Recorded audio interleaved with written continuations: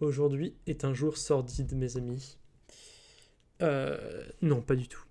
Mais nous allons parler d'un thème qui est un peu sordide, mais qui en soi m'intéresse particulièrement et auquel je pense qu'il est souvent malmené alors que à des fins injustifiées. Nous allons parler de la douleur. Donc, déjà, quels sont les types de douleurs? J'imagine qu'il y a plein de douleurs possibles. Mais on va juste définir la douleur psychique et la douleur morale. Enfin, la douleur psychique et la douleur physique.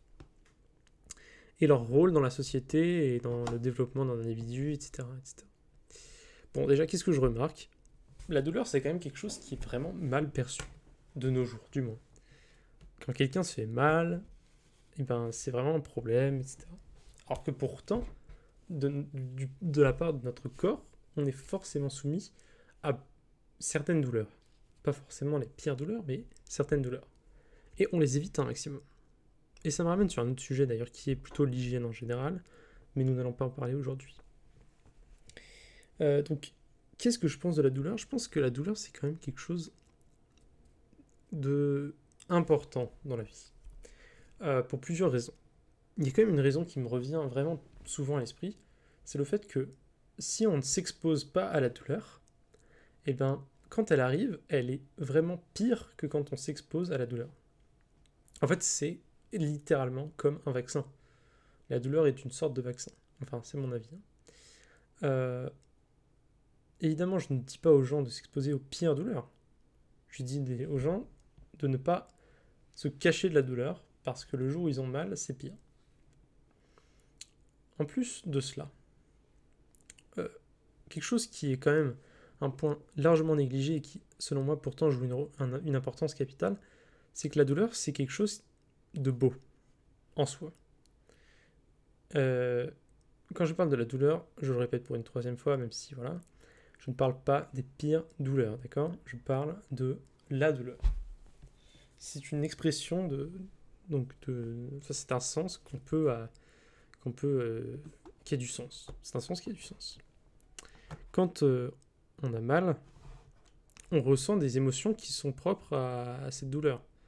Par exemple, quand on a mal, on peut être énervé, on peut être triste. Je sais pas, il y a beaucoup de sentiments qui vont aller de pair, en tout cas qui sont corrélés d'une manière ou d'une autre. Et c'est un sentiment qui, à mon avis, il faut chérir tout type de sentiments. À l'instar de vouloir vivre toutes les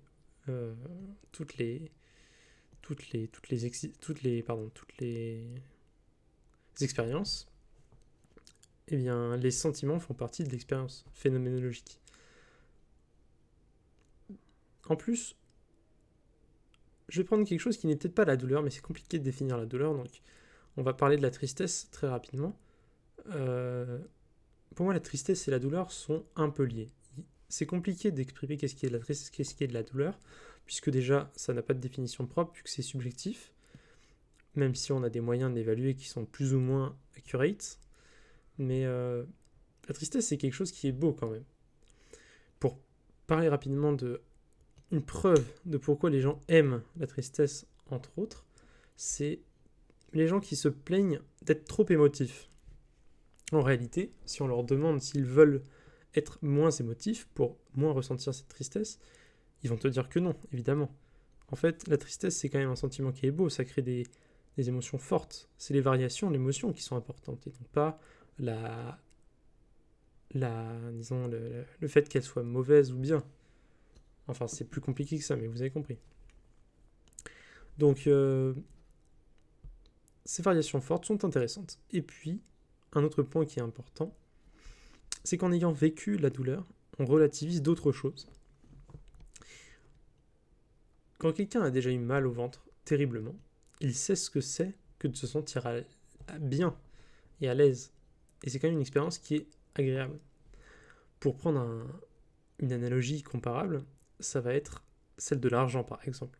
Quand quelqu'un a de l'argent, mais qu'il n'a jamais eu pas d'argent, eh ben, il ne sait pas ce que c'est que de ne pas avoir d'argent. Donc il ne peut pas avoir le confort, on va dire, de faire l'expérience de quelque chose de confortable.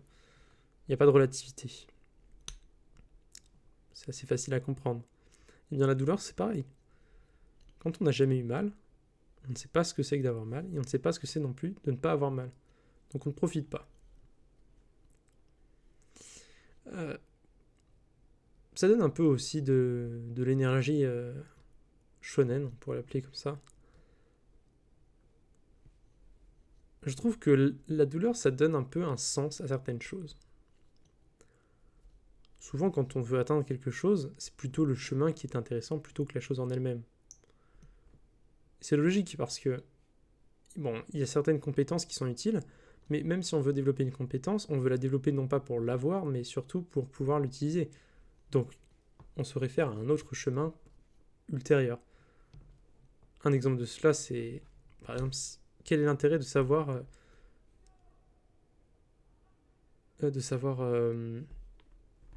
comment dire, de savoir retenir son apnée pendant plusieurs minutes. Bon bah, on peut le montrer à d'autres personnes, on peut... Vous voyez ce que je veux dire? Bah, ce n'est pas un acquis qui sert en tant qu'acquis. Directement, il faut être réutilisé. Voilà. Quelque chose que je ne comprends pas, moi, c'est pourquoi est-ce que la douleur physique est-elle si mal vue? Quelque chose que je ne comprendrai jamais, probablement, c'est pourquoi est-ce que tant de gens n'acceptent pas la douleur physique, mais acceptent la douleur psychique. L'exemple le plus parlant de ça, c'est de ne pas frapper les gens. On vous dit tout le temps, ne frappez pas les gens. Ne faites pas de mal aux gens. Mais par contre, les gens font toujours de la douleur aux gens, mentalement. Il y a tellement de façons d'exprimer la douleur mentale que, pour vous donner un exemple, c'est très facile de faire mal à quelqu'un. Quand on sait, par exemple, quel est son point faible, etc., et qu'on appuie dessus, c'est là que ça fait mal. Et je trouve d'ailleurs que la douleur mentale peut laisser des séquelles bien plus douloureuses pour l'individu qui les subit que la douleur physique. Parce que une douleur physique, souvent, ça disparaît. C'est ça que je veux dire. On peut garder des traces de la douleur physique, mais elle se transformera, ces traces, en douleur mentale, en fait. Vous voyez ce que je veux dire? Puisque les traces ne feront plus mal. Dans le cas où les traces font toujours mal, comme par exemple un grand brûlé qui a des restrictions de mobilité, je peux comprendre le problème a posteriori. Mais par contre, pour la douleur psychique, ce que je veux dire, c'est que voilà, on peut avoir une peau qui est horrible, par exemple, à cause de la brûlure. Et ben, en fait, cette douleur physique s'est transformée en une douleur mentale chronique. Et c'est ça qui est terrible.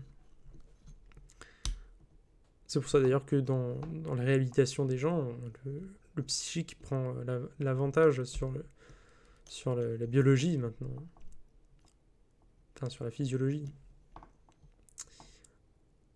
Et voilà, c'est pour ça que je pense finalement que la douleur physique a beaucoup de bienfaits, et notamment un des bienfaits, c'est qu'il est plus sain que la douleur mentale.